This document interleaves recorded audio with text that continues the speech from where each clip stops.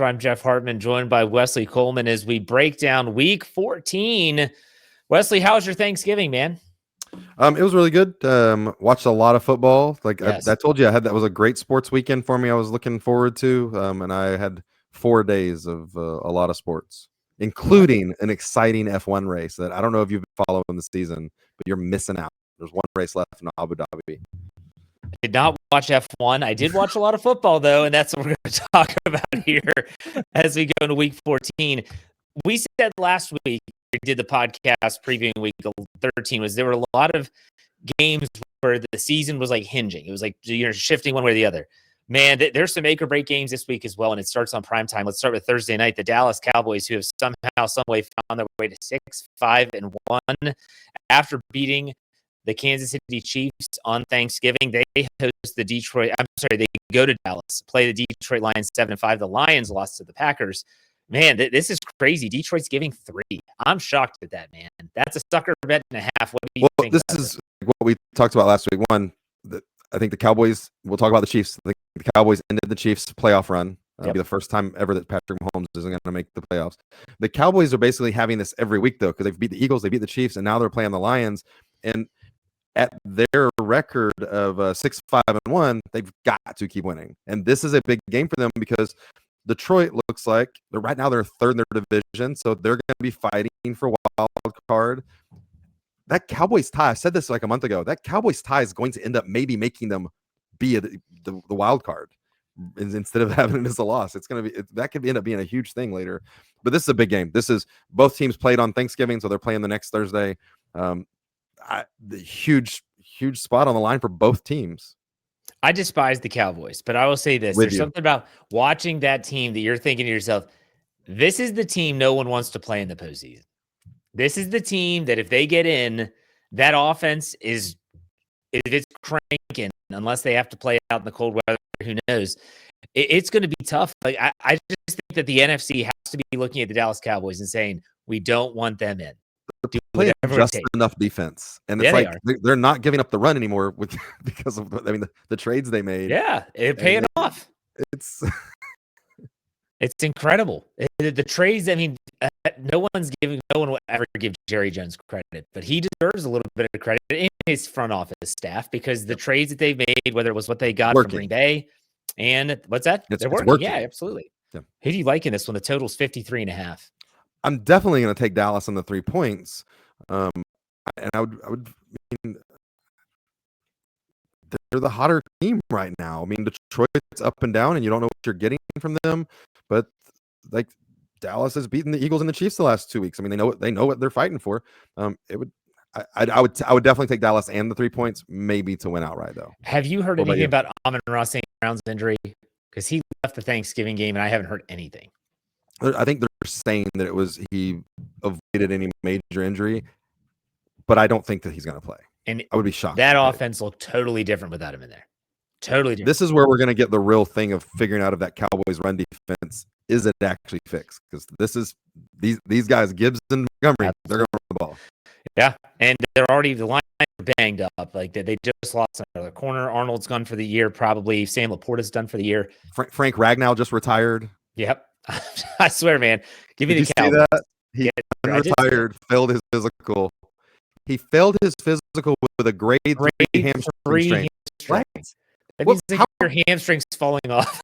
How's he getting off the couch each day? And he's like, you know what? I think I'll return to football with a grade 3. Okay, back on the retired list.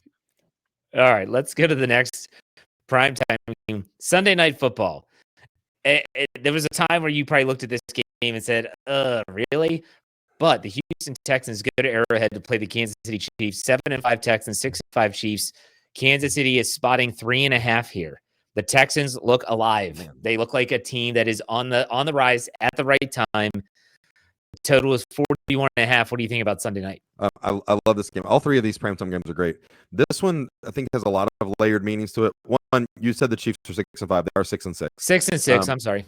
One thing. So 2 years ago in the playoffs, Houston did everything, beat the Chiefs in every stat category, and like they were the only playoff team to ever lose a game with dominating the stats the way they did.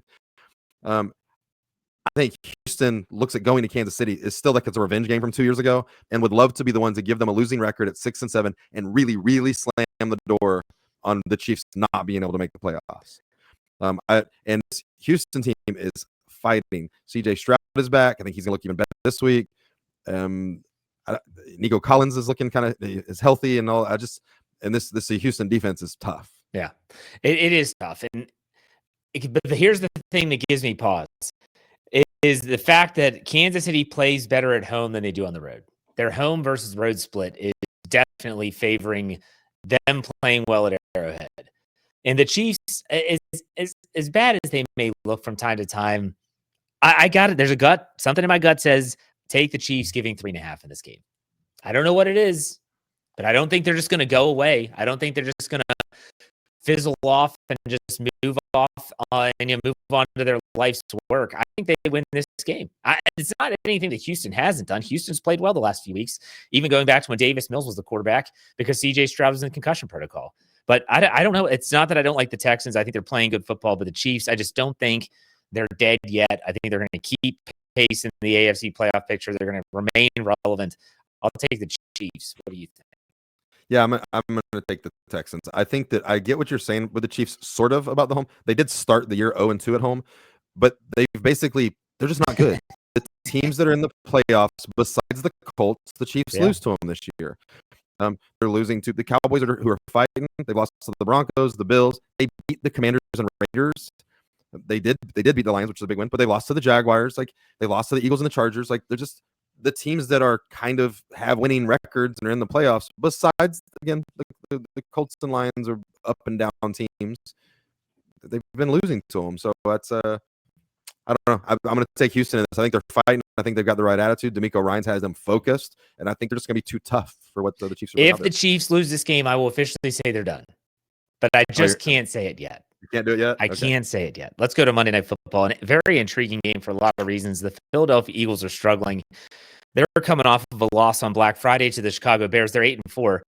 They're going up against an LA Chargers team, which is also 8-4, coming off a victory. But Justin Herbert had to have surgery on a broken left hand. This is putting his availability in question. This if is Aaron Rodgers can play with a broken left arm, so can Justin Herbert. It's fine. Hey, and Rodgers looked great. I was trying not to talk about the Steelers too much in this show because it's not worth it, but you had to bring them up. Let's focus on Monday night, though. Philly is giving 2.5 on the road. I have to think that Herbert injury is definitely playing some games here. The total's 40.5. I don't know. I just want to start by saying that I think the Eagles, there's something off about this team. You've been saying it for a while. You've never been a Jalen Hurts fan. I get it. You've always spoken that truth.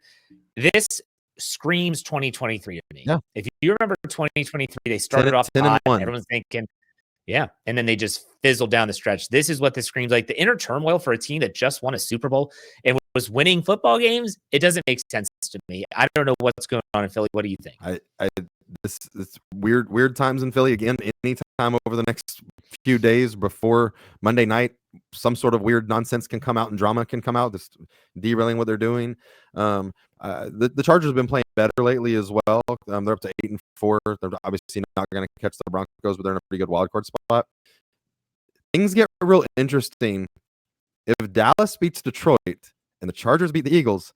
Dallas is in up a game and a half because of the tiebreaker, the tie. Yeah, right behind the Eagles. Like, things get real interesting pretty quick there, and probably nervous for the Eagles there in the NFC East. I like this game. It's Philadelphia favored by 2.5 on the road, though. That's kind of against an 8-4 team. That's kind of rough. If Herbert plays and he's going to have his left hand casted up, it's going to be. I'm really going to have to find out a reason to not take Philadelphia, even giving points on the road. You agree? Yeah. Have we heard anything about Marion Hampton? He was close to returning last week. He was supposed to be close to playing. I think the rumor is that he may be playing this week.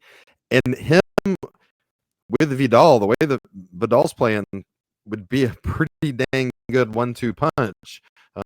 If Hampton looks good, the ankle injury. This game is it's going to be a nice cap off of the week, Monday Night Football. Let's go to must-watch games. There are a lot of other games on the docket that we didn't didn't talk about in the prime time slate that have a lot of meaning, both in their division, in the playoff picture. Where are you going first? Man, I wish they had one more win so that everybody else would be on board, but it's the Bengals at Bills for me. If the Bengals had one more win, I think even without the one more win, it's intriguing. But I'm gonna tell you something right now. You're not gonna like this. If the Bengals beat the Bills this week, the Bengals are gonna win the AFC North. Oh, it wouldn't shock me at all. If they beat the Bills this week, they're winning the AFC North, and that's sad for the Ravens and the Steelers. But the Bills have been kind of a mixed bag. Yep. We'll see what they bring, but we've talked about it, that the Cincinnati defense has figured out just enough sometimes. And if they're having one of those good Bengals defense games and only give up 25 points, yeah, they I don't know. T. Higgins will be back this week. The Bengals, I think, are dangerous. You look at the Bengals, the rest of their schedule. So they have the Bills this week. They host the Ravens. They go to Miami. Yep. They host the Cardinals, and they finish up at home against the Browns. Yep. So it's possible. It's this game and the Ravens game, and then if they stay this level of healthy, they're going to win out. And I don't think the Ravens or the Steelers can keep pace with that. I don't know if anybody else can get a winning record. Okay. That's a good game. In Buffalo, like you said, they're hit or miss. It's hot or cold with them. Yep. And Josh Allen playing, and he's doing well. And then all of a sudden, it just seems like they go into a funk. They obviously played well against Pittsburgh. That's not saying much last week. We'll see. The Buffalo Bills are spotting 6 points. If T. Higgins is healthy, give me the Bengals getting 6 any day of the week. The total is 51.5. Take the damn over. I'm telling you, that's where to go with that for sure. All right. I'm going to go another direction. There's a couple other games that are fun. Oh, there are. I'm going to go to the NFC. Bears at Ben Johnson's introductory press conference when he talked about beating Coach LaFleur twice a season when he was in Detroit. There's a lot on this, a lot on the line here. 9-3 Bears, 8-3-1 Packers. The Packers coming off their win over the Lions. The Bears off their win over the Eagles. Green Bay, this is a crazy line, man. They're spotting 6.5 points. Crazy. That is wild to me. 6.5 points, a total of 44.5. What do you think? Well, this is the string of, we're going to figure out I think, they could all split, but over the next 3 weeks, the Bears and Packers play each other 2 of the 3 times. So the Packers play Bears, then Broncos, then Bears. So tough little run there for them. And then the Bears play they play the Packers, Browns, and then back again to the Packers. So they're going to play each other, which I'll just say that I hate that they play them that each other that close. Yeah. But in this scenario, it kind of makes it fun. Do you think the Bears are for real? I do. It's hard to disagree. They run the ball well. Caleb Williams is playing better. And it's just listening to Ben Johnson's coaching, who knows what he's talking about as far as making defenses look silly or confused or giving them looks that they don't understand. Like they've still got a lot of weapons. I don't think they're fully utilizing everything they've got. Yeah. Well, and on defense, they're thriving on the takeaway. They have all year, but they're getting those takeaways. You can't. And I always say that sometimes that well can dry up, and if it does, what are they going to do? You know who their defensive coordinator is, right? The Bears? Yeah. Dennis Allen. Great defensive coordinator, horrible head coach, but he's an incredible defensive coordinator. He always has been. Okay. Where are you going next? I know there's 2 other games that we want to probably discuss. But I mean, you can't, whether you want to or not, you can't ignore the Colts and the Jaguars. Exactly. They're both 8-4. The Jaguars do hold the tiebreaker right now, but there's a lot of things that can change between now and then if they end up with the same record. But I mean, the Colts were the darling. They're now down to 8-4. We'll see what's going on. This is a game in Jacksonville too. It's pretty exciting. I like this Jaguars roster. I think that if they had anybody besides Trevor Lawrence, they are really, really good. We'll just see if he can minimize his mistakes and what happens in this. Daniel Jones is hurt. I think I heard it was his back or something like that. I don't know what the injury is. No one really knows for sure, but he's definitely not the quarterback in terms of mobility. He's not been on target a lot. That offense has kind of come to a screeching halt. And that's interesting because the Jaguars are just finding ways to win games. Well, this is for the AFC. This is for the AFC Sauce South. Gardner is also hurt. They've announced they're not putting him on IR, but he's also not healthy, and we imagine he's not going to play in this game. So that's. Do you know who has opened the practice window to be able to return from injured reserve? Who's that? Anthony Richardson. Oh, shut up. I thought you were going to say Travis Hunter or something. I was like, I thought he was done for the year. Anthony Richardson has entered the 21-day window and has been at the facility. Okay. Well, let's look into your crystal ball for a second. And who do you think wins the AFC South? AFC South, Texans. I was going to go the same direction. I was going to say Houston, a team that's started playing in this game. They've got more swag and attitude and all that. Like I just think that it's going to come down to these close games, and I think they're going to bully their way through it. Do you remember? I mean, this was several weeks ago. I know you do because you're egotistical. But do you said that this is like 7-1 Colts team? You're like, this could be a team that barely wins any more games for the rest of the year. And we looked at their schedule, and it was like this gauntlet of games. Jaguars, they go to Seattle, they host the 49ers, Jaguars and Texans. Yeah, I could see them not doing too well down the stretch. For the Jaguars, they have the Colts this week. Then they host the Jets. They got to go to Denver, Colts and Titans to finish up. If I had to guess, if I'm putting money on it, I'm putting money on the Texans winning the division, the Jaguars coming in second, Colts. And the Colts finishing third. Maybe not even making the playoffs, the Colts. That's nuts. That team was what, 7-7-0, 7-1 at one point? All right, let's go to the other game, which you have to talk about because it does have implications in the division. It's for the AFC North, the new NFC South. And that is Steelers, Ravens, 6-6, 1 o'clock. Baltimore spotting 6 points here, a total of 43.5. I'm going to let you talk because I don't want to. So the Ravens right now do have the tiebreaker. This would obviously flip that if the Steelers were to win this game. Does this matter with this game being in Baltimore? Does that favor Baltimore enough to? It favors Baltimore, but it favors Baltimore. But I don't know if it would be a 3-point swing because you figure home field spread is typically 3 points. You're adding another 3. Yeah.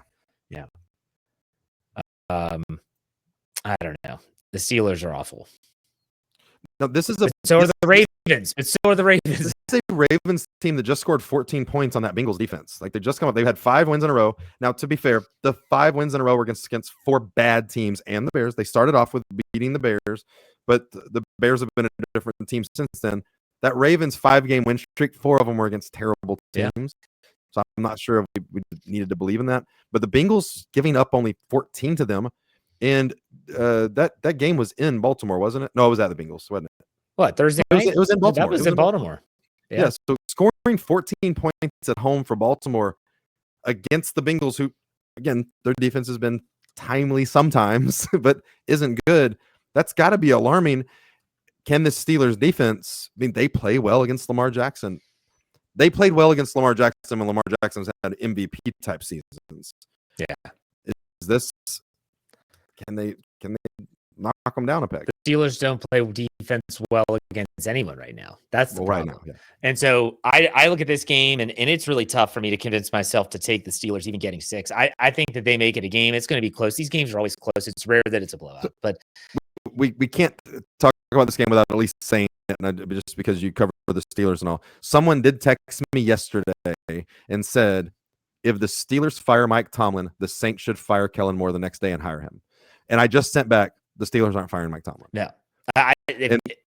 we're still there. Right? They're not firing Mike Tomlin. No, I don't think I think he has the golden ticket. But I will say this: if a team wants to trade, and let's say Mike Tomlin wants to leave, let's say Tomlin goes to Art Rooney II and says, "Listen, man, I feel like my time here is done. I appreciate everything you've done for me.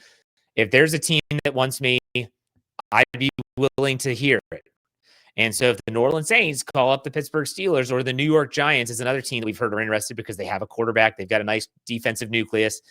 And if they say like, hey, we'll send you a late first-round pick or whatever like that for Mike Tomlin, I think the Steelers would be foolish not to listen to it. But I do believe he has a no trade clause, and I don't think they'll ever fire him.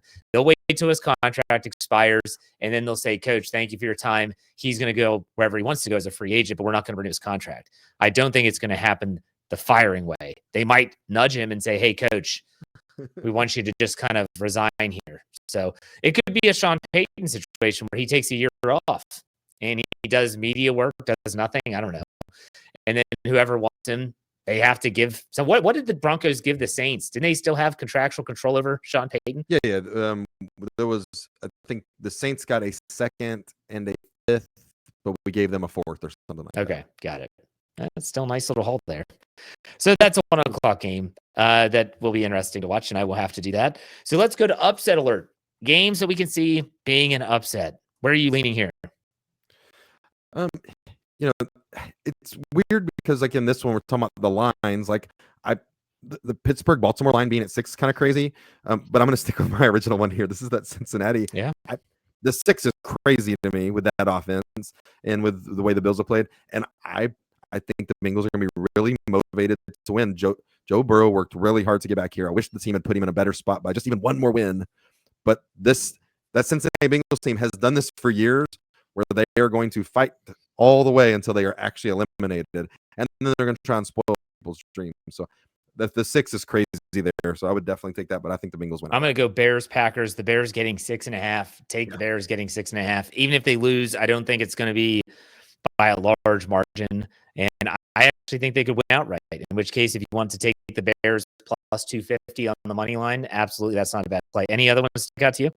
Nothing that's crazy like that. The Seattle Atlanta game could be closer than the 7.5 there. Atlanta's been pretty terrible, but at some point they've got to figure out they just need to run the ball a whole lot. So the 7.5 is a lot there, but no way do I think that Atlanta can win that game. You want to go out on a limb, but it's not like really. The Jets, Dolphins. The Jets are getting 2.5 at home. The Jets have been playing tough, and the Dolphins, who knows what they're going to look like in cold weather. So, and just we're adding in there, like, so Denver's way better than the Raiders, but Denver doesn't beat people by 7.5 points. That's a good point. That's just not what they do.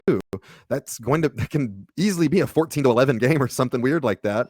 So I mean, again, 7.5 is a ton. Not really just how good those teams are, but that's just not what Denver does. All right. What about sneaky good matchups? Games we're not talking about, but probably should because it might be entertaining. I mean, one that you mentioned is Miami at New York. We're just talking about teams that like you'd sit there and go like, I don't care about either one of those. Miami still has had a decent scoring offense this year. They've put up points. Devon Achane is very, very good. Mike McDonald is trying to fight for his coaching life, which I just can't believe I'd be shocked if he's the coach next year. And I think that Tua is fighting for his, starting quarterback life right now too. And the Jets are just the Jets who started off terrible, like really may not lose a game the rest of the season. Like, and I told you this before. I was like, Aaron Glenn's not letting this team tank. Like they don't care about draft position. He is going to have this team fighting. He's just got to figure out what to do. And it's crazy that starting Tyrod Taylor and then having Tyrod Taylor do things that Justin Fields is better at than Tyrod Taylor, but that Justin Fields doesn't do is just weird. I'm watching him run the ball, and I'm like, Justin Fields can run the ball better than what Tyrod Taylor just did, but he wouldn't have success because he would have waited too long to start running or something. No, it's you're absolutely right. I like that game. You want a game that's no one's talking about but could be sneaky good. Give me the NFC West division. The Arizona Cardinals are playing teams tough, and they just came off a 20-17 loss. The Rams are coming off a loss to the Panthers. 9-3 versus 3-9, but that game in Arizona could be more competitive than you think. I'm not saying that they win or anything, but I think that could be a sneaky good game. Just game of interest. I mean, could Myles Garrett have 10 sacks against Cam Ward? It's possible. He break the record this week. Oh my gosh. We'll probably be talking about that game in a second. But if you could only watch one, this is a tough week to do this. If you could only watch one game, which one are you watching? I have a lot of intrigue in the Thursday night game of Dallas and Detroit, and of course the Houston Kansas City game, because we could be watching like whoever loses that game, it's terrible for them. Like any of those four teams losing looks like they may not make the playoffs. but I'm going to be consistent. I'm going to ride with my guy Joey B. Joey, of course. I want to watch the Bengals beat the Bills. There's something about watching games at Lambeau. I love watching those winter games at Lambeau. So Chicago, Green Bay, such a great rivalry. That's going to be a fun one. I would probably choose Bears Packers because there's a lot on the line. That Bears Packers game is the most expensive ticket of the week. Really? $285 a ticket. Jeez. That is crazy, which is a great segue into our dud of the week, where I try to look at you. Gosh, you're a pro. You're a pro's pro. Let's talk about the cheapest tickets of the week. I'm looking at the schedule here. I'm going to say that one of the three is Titans at Browns. You can buy a ticket for that game for $9. Shut up. $9? Never seen that before. Well, last week we had 10, and that was Jacksonville, Tennessee, and I was like, that's the cheapest ticket we'll ever have. $9. Shador's starting. He's getting his third start. And Myles Garrett's going for an all-time record. Oh, my gosh. Against the team that gives up the most sacks in the league. Like, it's $9. That is insane. Okay. Colts. I'm guessing the weather's not going to be great. Probably not. Colts, Jaguars. Colts, Jaguars is not even close. Really? Okay. Yeah, it's a $72 ticket. The Jaguar fans are finally getting on board. That's up there, like the upper half of games. Jeez. Actually. Okay. Last guess. Rams, Cardinals down in Phoenix.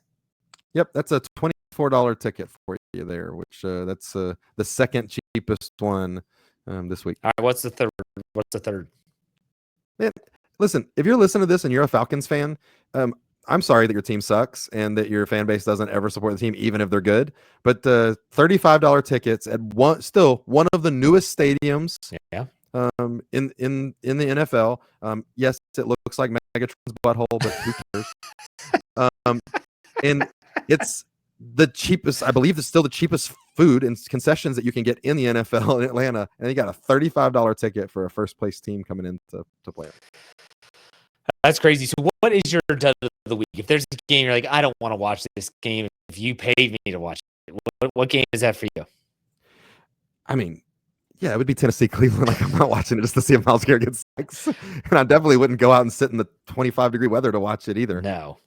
You have a different one that's just like, nope, not gonna even turn it on. Yeah, I mean, there's a couple. I would probably say, because I say Titans Browns for sure, but I'd say Dolphins Jets is not appealing to me either. Yeah. Like, there's no intrigue there. There's no juice.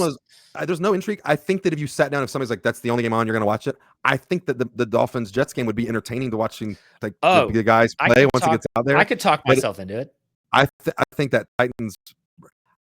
Listen, we're not going to – you watch Red Zone all day, you're not going to see a Titans-Browns play unless it's like the fifth sack of the day for Myles Garrett. And they're like, oh, there it is. He's got 20 now. Shador Sanders throwing for 150 yards on the day. I mean, that's where we are. What did I tell you? Did I tell you Shador Sanders was going to go 2-0? No. I don't think you did. It was a competitive game there against the 49ers. They almost scored in double digits. Yeah. All right, man. It's been a good show as we get ready for week 14. What's coming up on Don't Patrol Podcast? And where can we find you on social media? I'm still scouting quarterbacks for who the Saints are going to draft. I do just want to give a shout out to this LSU Tigers getting Lane Kiffin. Thank you. We're going to get lots of comments about that. It's great. It's two powerhouses coming together to dominate college football. If you don't like it, I don't care. Like the thought that the fact that he wanted to take the LSU job and still get to coach Ole Miss down the stretch, like, you're a moron. He's a rich idiot. Oh, for sure. No, I'm not blaming his decision, but he's a moron for thinking that LSU is going to say, "Yeah, coach, don't worry about us." Yes. And okay, then he's told him absolutely go do it. Then he's a moron for thinking Ole Miss will want him to do that. Apparently, Ole Miss players told people. Some told him they wanted him to do it, but it's fine. I'm happy with it. Works out for me. You can find me on Don't Patrol podcast at any of your streaming platforms. You can find us on X at Don't Patrol PCast. You can find me on X at Wesley13. Jeff, where can we find you and your Steelers? Steel Curtain Network and steelcurtainnetwork.com as we slowly start to shift our focus to draft order and see what happens there. SteelCurtainNetwork.com, Steel Curtain Network, wherever you get your podcasts, and then also Hartman _PIT. Wherever you find me, you'll find me. Social media, mainly Twitter. But Wesley, thanks for a good show, man. We'll talk next week.